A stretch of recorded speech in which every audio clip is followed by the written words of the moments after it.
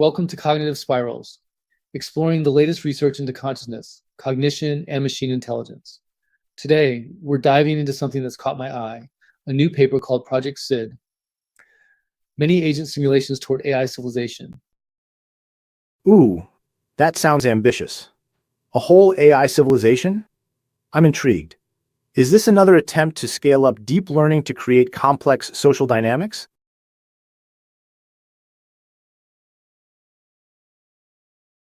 I share some of your skepticism. It's a simulation, right? So the agents are operating within a predefined rule set. How much of the emergent behavior is truly emergent, and how much is just a consequence of the rules we've baked in? That's a fair point. I think the key here is the emphasis on neuro-inspired architectures. They're not just throwing random neural networks together. They're trying to mimic the way actual brains are structured, particularly the hierarchical organization and the way different brain regions interact. Okay, that makes it a bit more interesting. So, are they talking about simulating specific brain areas and their functions? Like a simulated prefrontal cortex interacting with a simulated amygdala, but in an AI agent? Exactly. And the goal isn't just to replicate individual functions, but to see how those functions interact and give rise to more complex behaviors. Think about how humans learn from their mistakes. Current deep learning struggles with that. It's almost like it has to relearn everything from scratch. This approach aims for more robust and adaptable learning. And how do you handle the spatiotemporal element, right? If these agents are interacting in a simulated world, they need to understand their position in space and time. They need to be able to translate between different coordinate representations. Are they addressing that at all? From what I understand, they're using a combination of techniques to address that. They are integrating sensor motor feedback loops, allowing the agents to interact with their environment and learn from their actions. It's not just about passive observation, but active participation.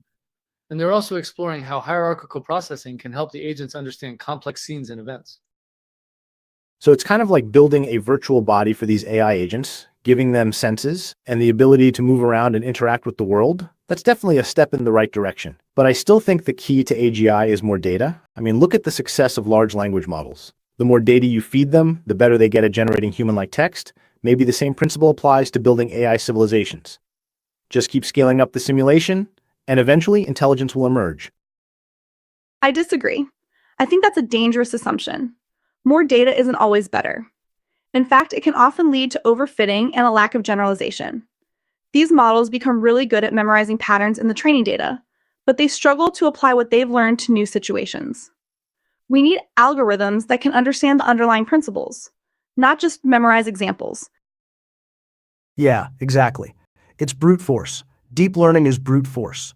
It's like trying to solve a puzzle by randomly trying different pieces until something fits. It might eventually work, but it's not very efficient, and it doesn't give you any real understanding of the puzzle itself. Okay, so let's dig a bit deeper into the specifics. The paper mentions using games as a way to evaluate the intelligence of these agents. That's something I find particularly exciting. Games? Like video games? That's interesting. I mean, we've already seen AI beat humans at complex games like Go and StarCraft. So are they using games as a benchmark for general intelligence? Yes, and I think that's the key, but not just any game. They're talking about designing games that specifically probe and stimulate different cognitive functions. Games that test things like planning, problem solving, and social reasoning. That makes sense. A well-designed game can be a really powerful tool for evaluating intelligence. But it has to be more than just a simple reward-based system. It needs to be a complex environment that requires the agent to reason about the world and make strategic decisions.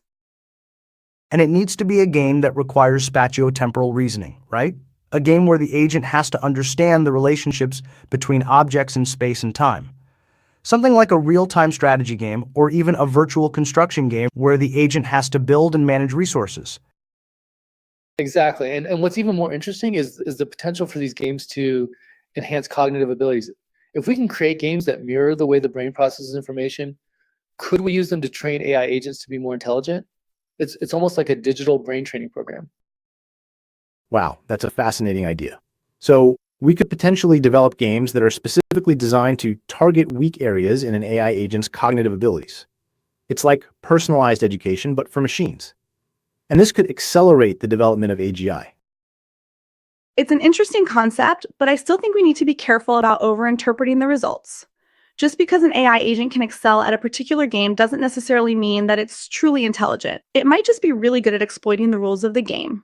We need to make sure that the game is actually testing the cognitive abilities that we're interested in, and not just some clever trick. And we need to be able to generalize beyond the game, right? The agent needs to be able to take what it's learned in the game and apply it to new situations in the real world. That's where the spatiotemporal reasoning comes in. The agent needs to be able to understand the underlying principles of how the world works, not just memorize specific game scenarios. That's where the neuro-inspired architecture comes back in. The idea is that by mimicking the way the brain processes information, we can create AI agents that are more robust and adaptable. The paper also mentions using electrophysiological data like EEG and MEG to measure brain activity during gameplay. EEG and MEG. So they're actually looking at what's happening in the brain while humans are playing these games. That's incredible. So are they trying to identify the neural correlates of different cognitive functions? That's the idea. If they can isolate the neural correlates of different strategies or game-solving processes, they can then use that information to design better AI architectures. It's like reverse engineering the human brain to build more intelligent machines. Okay, now that's clever. So they're taking a holistic approach, neuro-inspired architecture, and then validating it with empirical data from actual human brains. That addresses some of my symbol grounding concerns. Yeah, I see that. So instead of just blindly throwing data at a neural network, they're actually trying to understand how the brain is solving the problem, and then using that understanding to guide the design of the AI. But how much can you really infer from EEG and MEG data? I mean, it's pretty noisy and indirect. That's true, but even with those limitations, it can still provide valuable insights. It can help us understand which brain regions are most active during different tasks and how those regions are interacting with each other. It can also help us identify the neural correlates of different cognitive strategies.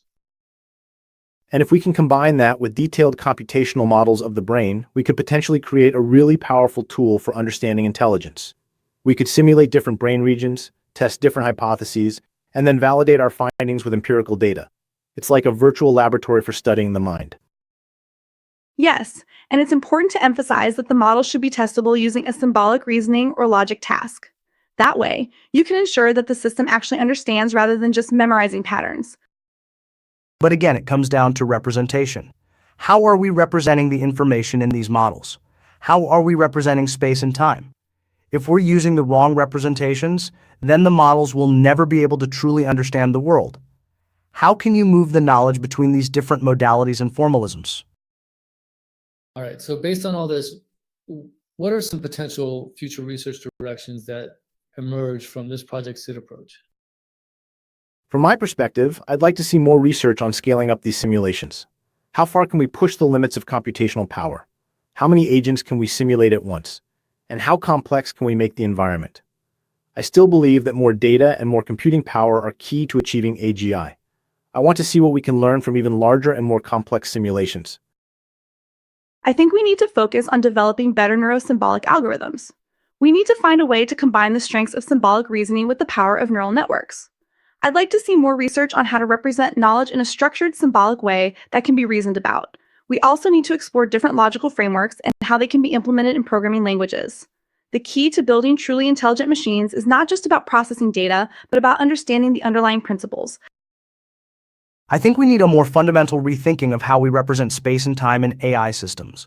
We need to develop algorithms that can seamlessly translate between different coordinate representations. This is crucial for building AI agents that can understand the world and interact with it in a meaningful way. The focus should be on developing a more principled approach to spatiotemporal reasoning, rather than relying on brute force deep learning. From my perspective, I'm really interested in exploring the potential of games as a tool for both evaluating and enhancing cognitive abilities. I think we can design games that specifically target weak areas in an AI agent's cognitive abilities. Furthermore, if we can use electrophysiological data to measure brain activity during gameplay, we can gain valuable insights into how the brain processes information. This could lead to the development of even more effective AI architectures. I want to see more research on how we can bridge the gap between neuroscience and AI in a meaningful way. I think the idea of creating interactive, neurologically inspired games can both evaluate and potentially enhance cognitive abilities in both humans and AI is incredibly exciting. That's all really interesting stuff. I think the Project SIT approach has a lot of potential. I'm excited to see what comes of it.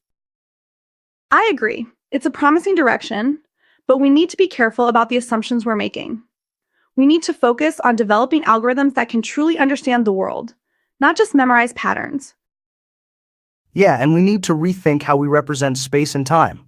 That's the key to building truly intelligent machines.